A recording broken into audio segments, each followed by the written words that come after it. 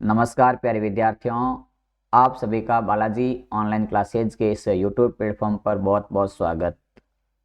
प्यारे विद्यार्थियों, आपके सामने मैं लेकर के आया हूं बोर्ड परीक्षा 2025 का मॉडल पेपर का भाग नंबर 5।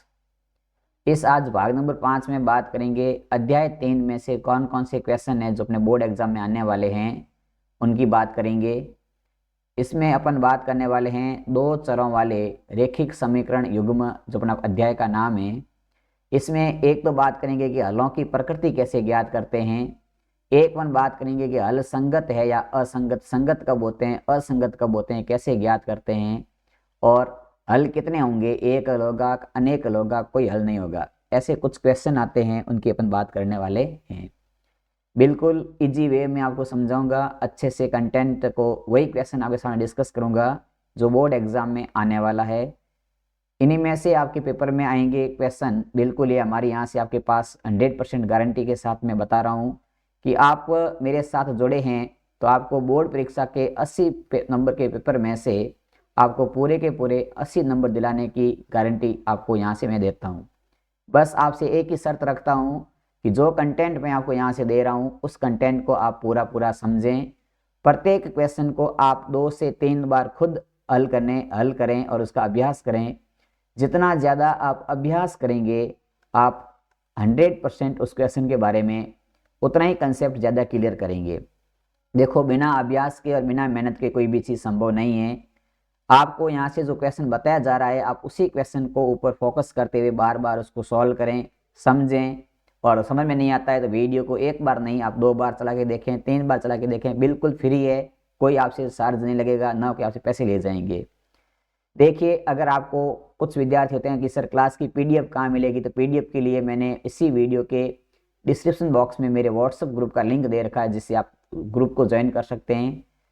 एक बात आपसे कि क्लास को स्किप नहीं करें, क्लास को आगे पीछे नहीं करें, आप क्लास को पूरा जरूर देखें, अच्छे से देखें, कंटेंट को समझें कि कौन सा फॉर्मूला कब लगाया गया, कैसे लगाया गया। तो क्लास को पूरा जरूर देखें। वीडियो को सभी ग्रुप में आपको अच्छा लग रहा है, आपको बढ़िया लग रहा है, आप सपोर्ट करना चाहते हैं, तो इस वीडियो के लिंक को अपने ग्रुप में अपने मित्रों को, अपने सहपाठियों को, और जो भी संस्था प्रधान या जो भी मेरे साथ स्कूल के शिक्षक इस वीडियो को देखते हैं, तो अपने बच्चों को जरूर बताएं।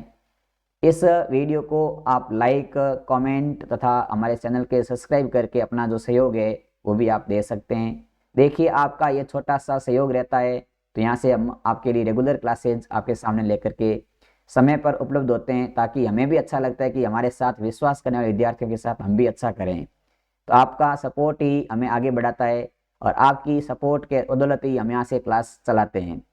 तो देखिए, आपके सामने आज अध्याय 3 से बात करेंगे। तो अध्याय 3 में अपने पास अध्याय 3 का नाम है दो चरों वाले रेखिक समीकरण। अब देखिए साथियों, कुछ बेसिक बात कर लेता हूं कि यहाँ दो चरों की बात की है, दो चरों वाले रेखिक समीकरण। कुल मिलाकर के समीकरण कैसे होंगे, तो समीकरण तो होंगे रेखिक, लेकिन चर कितने होंगे उसमें, तो चर राशि होगी दो। दो चर का मतलब होता है कि यहाँ पर अंग्रेजी वर्णमाला, जैसे कि एक एक्स आ गया और एक वाई आ गया, तो इस प्रकार से दो दो चर वेरिएबल है, एक एक्स वेरिएबल है और एक वाई वेरिएबल है। इनकी इसमें समीकरण में एक्स और वाई दोनों आएंगे। कहीं कहीं पर पी क्यू आ सकता है, एल एम आ सकता है, तो कोई फर्क नहीं पड़ेगा, दो चर राशियां होती है। रेखिक समीकरण की बात करते हैं तो उसमें जो एक्स और वाई की जो अधिकतम घात होगी, उस घात का मान हमेशा एक होगा, एक से ज्यादा नहीं होगा।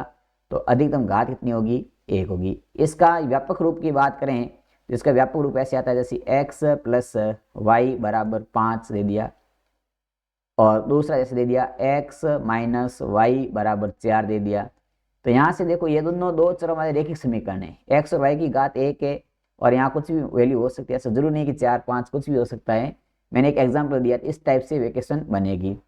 अब इसमें क्या होगा अपने पास में, इसमें जैसे अपने पास में आएगा जैसे a1x b1y प्लस का c1 बराबर 0। एक समीकरण दूसरा बनता है, इसी प्रकार से बना दिया अपने a2x b2y और c2 बराबर 0। इस तरह से अपने पास में व्यापक समीकरण आते हैं। तो अपन बात करेंगे इस व्यापक समीकरण में क्या बातें ध्यान रखनी है। जैसे देखिए, अपने पास में व्यापक समीकरण आता है दो चरों के रेखिक समीकरण का, तो आता है a1x b1y c1 बराबर 0। इसी प्रकार दूसरा समीकरण आता है अपने पास में a2x b2y c2 बराबर 0। ये दो व्यापक समीकरण है दो चरों के रैखिक समीकरणों के। इसलिए अपने को क्या करना है, पहले देखो यहाँ से अपने को a1 का मान ज्ञात करना है, b1 का मान ज्ञात करना है, c1 का मान ज्ञात करना है। इसी प्रकार इस समीकरण में a2 का मान, b2 का मान और c2 का मान निकालेंगे। जब अपन दोनों के मान निकाल के अपन सॉल्व करेंगे, अगर अपने देखा कि a1 का मान कि a1 और a2 का अनुपात बराबर नहीं है b1 बटा b2 के, यानी कि a1 अपॉन a2 का अनुपात b1 बटा b2 के अनुपात के बराबर नहीं है, जब इस तरह से कंडीशन बन जाएगी तो वहां पर रेखाएं होगी प्रतिच्छेदी। क्या होगी, रेखाएं एक बिंदु पर क्या करेगी, प्रतिच्छेद करेगी। तो रेखा कैसी हो जाएगी, तो प्रतिच्छेदी रेखा की प्रकृति होती है ये। तो ये शर्त किसकी है, तो ये शर्त है प्रतिच्छेदी रेखा की। प्रतिच्छेदी रेखा क्या करेगी, सिर्फ एक बिंदु पर कटेगी। तो इसका क्या हल होगा, इसका एक हल होगा। एक हल को अपन बोलते हैं अद्वितीय हल। एक हल को क्या कह सकते हैं, अद्वितीय हल। अब देखना एक बात अपने पढ़ते हैं, एक तो आगे रेखाएं कैसी होगी, तो रेखा बनेगी प्रतिच्छेदी। हल कितने होंगे, तो एक हल होगा। एक हल को ही कहते हैं अद्वितीय। अद्वितीय का मतलब उसका दूसरा कोई नहीं। और इसकी प्रकृति कैसी हो जाएगी, तो देखो दो रेखाएं प्रतिच्छेद करती, मतलब एक बिंदु पर मिल रही है, नहीं मिल रही है। तो जब एक बिंदु पर मिलती है इसका मतलब संगत। इसकी प्रकृति कैसी हो जाएगी, संगत। ये तीन बातें ध्यान रखनी है। संगत भी बनेगा तो ऐसा बनेगा, अद्वितीय बनेगा तो ये कंडीशन बनेगी, प्रतिच्छेदी की भी कंडीशन बनेगी। इसी तरह से दूसरा समीकरण बन गया, दूसरा सूत्र बनता है a1 बटा a2, यानी कि a1 a2 का अनुपात बराबर है b1 b2 के अनुपात के, लेकिन c1 अनुपात c2 के बराबर नहीं है। यानी पहले दो तो बराबर है लेकिन तीसरा आपस में बराबर नहीं है। इस तरह से कंडीशन बनेगी तब अपन ध्यान रखेंगे रेखाएं होगी समांतर। कैसी होगी, रेखाएं होगी समांतर। और समांतर रेखाएं कभी मिलती नहीं है तो इसका कोई हल नहीं, कोई हल नहीं होगा। क्या होगा, कोई हल नहीं होगा। और जब हल भी नहीं है, मिलेगी नहीं, तो संगत भी नहीं होगी। तो संगत नहीं होगी कैसी हो जाएगी, असंगत। संगत नहीं तो कैसी हो जाएगी, असंगत। इसी तरह से तीसरी कंडीशन बनती है कि a1 बटा a2 का अनुपात बराबर है b1 बटा b2 के अनुपात के और बराबर है c1 बटा c2 के अनुपात के। तीनों अनुपात बराबर है। तो यहाँ पर आपको ध्यान रखना है रेखाएं होगी समपाती। कैसी रेखाएं होगी, समपाती। समपाती का मतलब है दोनों रेखाएं एक दूसरे के ऊपर, इस तरह से। अब रेखाएं समपाती होगी तो बहुत सारे हल होंगे, बहुत अनेक जगह मिलती है, बहुत जगह मिलेगी, तो इसका हल क्या होगा, तो इसके हल होंगे अनेक हल। और मिलेगी मतलब क्या है, आपस में संगत है। क्या है, संगत है। ये ध्यान रखना है। एक बार देखिए मैं पेन चेंज करके वापस समझा देता हूं अपने को। अपने पास में क्या होगा, इस तरह से व्यापक समीकरण दिया होगा। इस व्यापक समीकरण की तुलना करके पहले तो अपन a1 b1 c1 a2 b2 और c2 के मान ज्ञात करेंगे। मान ज्ञात करने के बाद में पहले अपन पहला काम देखेंगे कि a1 और a2 का अनुपात b1 और b2 के अनुपात के बराबर है या नहीं। अगर ये दोनों अनुपात बराबर नहीं है तो अपन कह देंगे रेखाएं कैसी होगी, प्रतिच्छेदी होगी। उसका हल कितना होगा, तो एक हल होगा या अद्वितीय हल होगा। प्रकृति कैसी होगी, तो संगत होगी। फिर अपन अगर ये पहली कंडीशन लागू नहीं है तो दूसरी कंडीशन देखेंगे कि a1 a2 का अनुपात b1 b2 के अनुपात के बराबर है, लेकिन c1 अनुपात c2 के बराबर नहीं है। तो क्या होगा, तो वहां रेखाएं बनेगी समांतर। कैसी बनेगी, समांतर बनेगी। और समांतर रेखाएं कभी मिलती नहीं है तो मिलेगी नहीं, उसका कोई हल नहीं होगा। और मिलेगी नहीं तो संगत भी नहीं। संगत कब होती है, मिलने से होती है, तो वो मिलेगी नहीं मतलब असंगत। इसी प्रकार तीसरी कंडीशन हमें चेक करनी है कि जब तीनों ही आपस में बराबर हो जाए तब क्या होगा, जब तीनों ही रेखाएं बराबर होगी तब उसकी रेखाएं समपाती होगी, अनेक हल होंगे और रेखाएं भी कैसी होगी, संगत होगी। ये आपने को ध्यान रखना है। ये चीज यहाँ से इसी पूरे चैप्टर का एक रामबाण इलाज है। यहाँ से इस सूत्र से ही आपको बोर्ड एग्जाम में 2 नंबर के क्वेश्चन इसी बेस पे मिलेंगे। तो ये 2 मार्क्स आप यहाँ से कंफर्म करें, इसी सूत्र को याद करके, इसी को समझ करके। ठीक है, चलिए अपन अब बात करते हैं आगे। जैसे देखिए प्रश्नावली है अपनी 3.1। 3.1 की बात करते हैं तो 3.1 में पहला सवाल है जिसमें कुछ ग्राफ ही हल करने, वो मैंने बाद में आपको एक वीडियो बनाऊंगा ग्राफ का, उससे बता दूंगा। ये 3.8 का दूसरा क्वेश्चन आपके सामने मैं डिस्कस कर रहा हूं। दूसरे में अपने को कह रखा है रेखाएं कैसी होगी, क्वेश्चन नंबर सेकेंड क्वेश्चन में पूछा है कि रेखाओं की प्रकृति कैसी होगी, इनकी रेखाएं कैसी होगी, प्रतिच्छेदी होगी या संपाती होगी या उसका क्या कहते हैं समांतर होगी, ये बताना है। इसमें देखिए एक अच्छा क्वेश्चन आया हुआ है इसके अंदर। जैसे इसमें क्वेश्चन आया है अपने पास में, जैसे समीकरण लिख रहा हूं मैं 9x प्लस 3y प्लस का 12 बराबर 0। इसी तरह से दूसरा समीकरण आ रखा है 18x प्लस का 6y प्लस का 24 बराबर 0। तो अपन यहाँ देखेंगे तो अपने पास में यहाँ से इस इक्वेशन को देखा, पहले इक्वेशन में देखा तो a1 का मान है x के साथ क्या है 9, तो a1 का मान 9, b1 का मान है 3 और c1 का मान है 12, तो c1 का मान है 12। इसी तरह से देखा दूसरे इक्वेशन में देखा तो a2 का मान है 18, b2 का मान है 6 और c2 का मान है, c2 की वैल्यू है 24। आई बात समझ? यानी इसी प्रकार देखेंगे अपने पास में वैल्यूज आ गई a1 a2 b1 b2 c1 c2। अब इसकी क्या करते हैं अपन, तो इसकी करते हैं तुलना। क्या करते हैं अपन, तुलना करते हैं। तुलना में करेंगे कि a1 अपॉन a2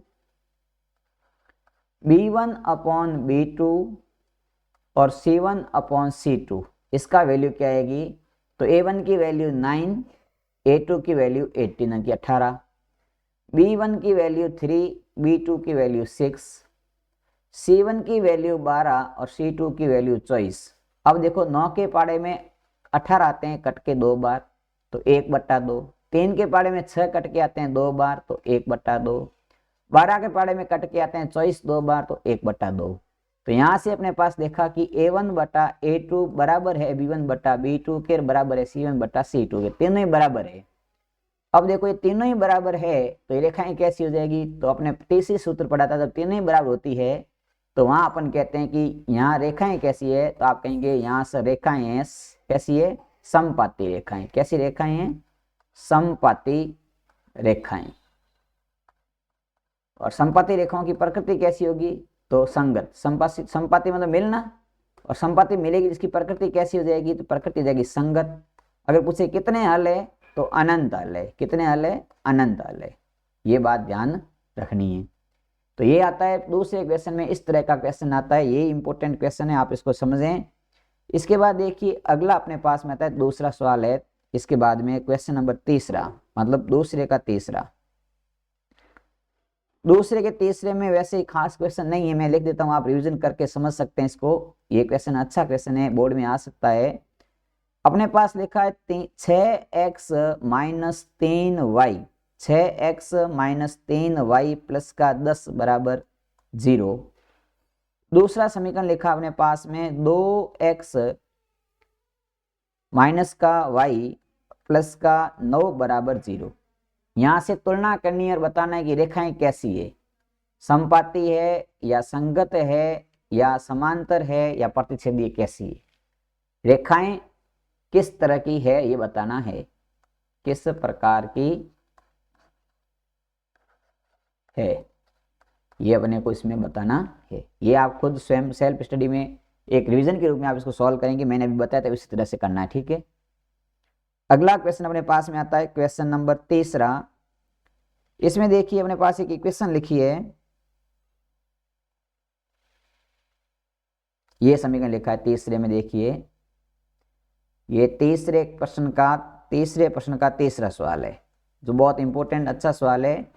यहाँ बताना है, अपने को दे रखा है, क्वेश्चन दे रखा है 3/2x, 3/2x plus 5/3y, 5/3y बराबर में दे रखा है 7। इसी तरह से दूसरा दे रखा है 9x plus 9x minus 10y, 9x minus का दे रखा है 10y और बराबर में दे रखा है 14। ये दो इक्वेशन दे रखी है और अपने को यहाँ बताना है कि यहाँ हल कैसे होंगे, संगत है या असंगत। हलों की प्रकृति कैसी है, संगत है या असंगत, ये बताना है। यानी कि हलों की प्रकृति कैसी होगी, संगत होगी या असंगत, ये अपने को ध्यान से इसमें बताना है, समझाना है। तो पहले क्या करते हैं अपन, पहले इसमें देखो तुलना कर देते हैं। तो यहां से देखो A1 का मान कितना आया, 1 मिनट, अपने तुलना कर दी। तो यहां से A1 की वैल्यू आ गई अपने पास 3/2, B1 की वैल्यू आ गई 5/3 और C1 आ गया अपने पास 7, A2 आ गया अपने पास में 9, B2 अपने पास में आ गया -10 और C2 अपने पास में आ गया 14। तुलना करते हैं अपन A1/A2 की, A1/A2 की तुलना करते हैं। तो A1 की वैल्यू है 3/2 और ये बटे एक सूत्र वाला बटा, और A2 की वैल्यू है 9, तो 9/1 लेट कर मान लिया। जब दो भिन्न बटे में होती है इसको ऐसे लिख सकते हैं, पहली भिन्न तो 3/2 का 3/2, फिर भाग की जगह गुणे का निशान, और दूसरी भिन्न उल्टा हो जाएगी तो हो जाएगी 1/9। अब 3 के पाड़े से 9 कट गए 2 बार, तो अपने पास में कट कटा के यहाँ उत्तर आ गया 1/18। ऊपर 1 बच गया, नीचे सॉरी कट कटा के अपने पास उत्तर आ गया 2 और 2 4, 1/4। सॉरी यहाँ 3 आएंगे, 3 3 9, तो आ गया अपने पास में कट कटा के कितना आ गया 1/6 आ गया। कितना आ गया 1/6। इसी प्रकार अपने पास में देखा अगला देखा अपन ने B1/B2, ये A1 A2 है। अब अपन चेक किया B1/B2, तो B1 का मान है 5/3 और B2 का मान है -10/1। इसको हल करेंगे, लिखेंगे 5/3 का 5/3 बटे की जगह गुणे का निशान, और हो जाएगा 1/-10, -10 कटता है 2 बार, तो ये कट के आ गया -1/6। अब देखिए काफी विद्यार्थी कह देते हैं सर 1/6 बराबर आ गया, मतलब ये आगे सॉल्व करें, C1 C2 चेक करें। लेकिन यहाँ पर देखिए विशेष बात आपको ध्यान रखनी है कि यहाँ पर अपने जब इस प्रश्न को हल किया और इस प्रश्न में हल करके देखा गया, तो अपने पास में दोनों वैल्यू 1/6 और माइनस की 1/6 आई। अतः अपन क्या लिखेंगे, अपन ये लिखेंगे कि A1/A2 बराबर नहीं है B1/B2 के।